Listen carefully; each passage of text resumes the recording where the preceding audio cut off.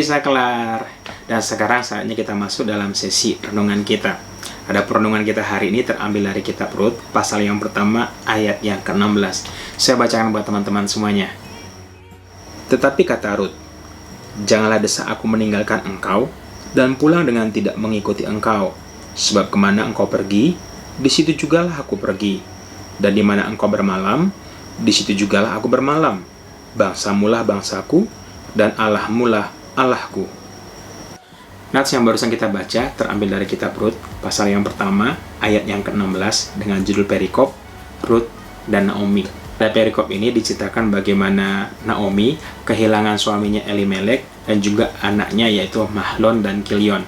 Oleh karena itu, dia ingin pulang kepada bangsanya karena dia mendengar berita bahwa Israel yang tadinya ditinggalkan karena keadaan di sana terjadi kelaparan, ternyata sudah dipulihkan oleh Tuhan. Dan lagi pula, dia sudah tidak mempunyai keluarga inti karena suaminya dan kedua anaknya telah mati. Dan ketika dia berkemas ingin pulang, di tengah perjalanan, dia menyarankan kepada kedua menantunya, yaitu Orpa dan Rut, untuk pergi meninggalkan dia. Dan lagi kedua menantunya ini masih muda, jadi mereka istilahnya masih berhak bahagia. Mendengar ini, maka Orpa minta diri kemudian pamit. Tapi berbeda dengan Rut. Rut tidak mau pulang, tidak mau, walaupun telah disuruh pulang, Rut berkeras hati untuk tetap mengikuti Naomi kemanapun Naomi berada. Bahkan dia mengatakan, dimanapun Naomi bermalam, dia akan bermalam di situ. Dan bangsa Naomi mulai hari itu menjadi bangsanya Rut, dan Allahnya Naomi menjadi Allahnya daripada Rut. Hal apa yang kita pelajari di sini adalah hal berbicara tentang kesetiaan. Kita melihat di sini bahwa Rut adalah seorang yang sangat setia. Dan kalau kita berbicara tentang kesetiaan, kesetiaan itu selalu berbicara tentang ujian. Tidak bisa dikatakan setia apabila tidak diperhadapkan dengan ujian, apabila tidak diperhadapkan dengan keadaan sulit. Sama halnya dan mengikut Tuhan.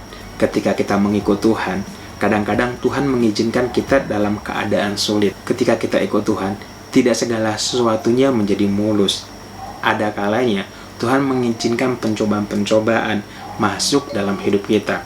Dan ketika kita berada dalam pencobaan-pencobaan, maka kita selalu memiliki kecenderungan untuk mencari jalan pintas. Kita selalu memiliki kecenderungan untuk mencari jalan yang masuk akal, yang menyenangkan hati kita. Tetapi di sini kita belajar daripada Rut apa artinya kesetiaan. Sungguh pun mengikut Naomi berarti belum pasti ada masa depan. Mengikut Naomi itu benar-benar nggak ada gambaran apa-apa sama sekali. Karena Naomi kehilangan segala sesuatu yang dia miliki. Dia bangkrut, bisa dibilang dia bangkrut. Dia pulang ke negerinya di Bethlehem. Tetapi Rut berlaku setia. Begitu juga dengan kita. Kita ketika diproses oleh Tuhan, apakah kita memiliki hati seperti hatinya Rut? Apakah kita tetap bisa berlaku setia dalam keadaan sulit?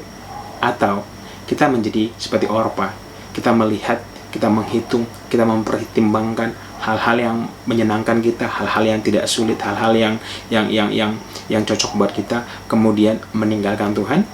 Atau seperti Rut yang tetap setia? Dan kalau kita lanjutkan kisahnya, kesetiaan Rut ini berbuah. Buahnya apa? Buahnya adalah kasih. Di mana dia bertemu dengan seorang pria yang sangat baik hatinya, yaitu Boas. Boas ini melambangkan daripada kasih. Kenapa Boas ini melambangkan kasih? Karena ketika Boas mengambil Rut menjadi istrinya, maka anak yang ada daripada Rut dari hasil pernikahan mereka ini tidak dihitung menjadi anaknya Boas sama sekali, tetapi menjadi penerus garis keturunan dari Mahlon. Teman-teman bisa bayangin bagaimana Boas membeli tanah miliknya, ya kan? Memelihara Rut, melahirkan anak daripada Rut ini, tetapi anak ini dihitung kepada garis keturunan Elimelek. Jadi ini adalah tindakan kasih. Hanya orang yang memiliki kasihlah yang bisa melakukan hal ini. Kita melihat bagaimana penebus yang paling dekat dengan keluarga daripada Elimelek tidak bersedia. Karena dia mengatakan, apabila aku melakukannya, maka aku merusakkan milik pusakaku. Anyway, adapun tradisi ini adalah tradisi perkawinan wajib di ipar. Jadi kalau kita baca kitab-kitab sebelumnya, Musa itu menulis satu buah hukum bagi orang Israel, yaitu pernikahan wajib ipar. Jadi apabila di antara orang Israel ada yang meninggal tanpa memiliki keturunan, maka istrinya ini harus diambil oleh kerabat daripada laki-laki ini untuk membangkitkan keturunan bagi pria yang mati ini. Dan itulah yang dilakukan oleh Boas. Boas bersedia bayar harga yang mahal, tetapi anaknya nanti akan meneruskan garis keturunan Elimelek. Dan Boas ini sekali lagi melambangkan kasih. Dan pada pagi hari ini kita belajar tentang dua karakter. Karakter yang pertama itu berbicara Rut, berbicara tentang kesetiaan. Kemudian karakter yang kedua itu berbicara tentang Boas, yang berbicara tentang karakter kasih, di mana Boas ini tidak mementingkan dirinya sendiri, dia rela mengorbankan dirinya sendiri, dia rela berkorban untuk membangkitkan generasi saudaranya, dia tidak egois. Dan dua sikap inilah yang pada zaman now itu semakin sulit. Dan dua sikap inilah yang sebenarnya Tuhan minta dari dalam hidup kita. Dan kedua sikap ini saling berhubungan. Yang pertama adalah setia. Kita tidak mungkin bisa setia kepada orang lain.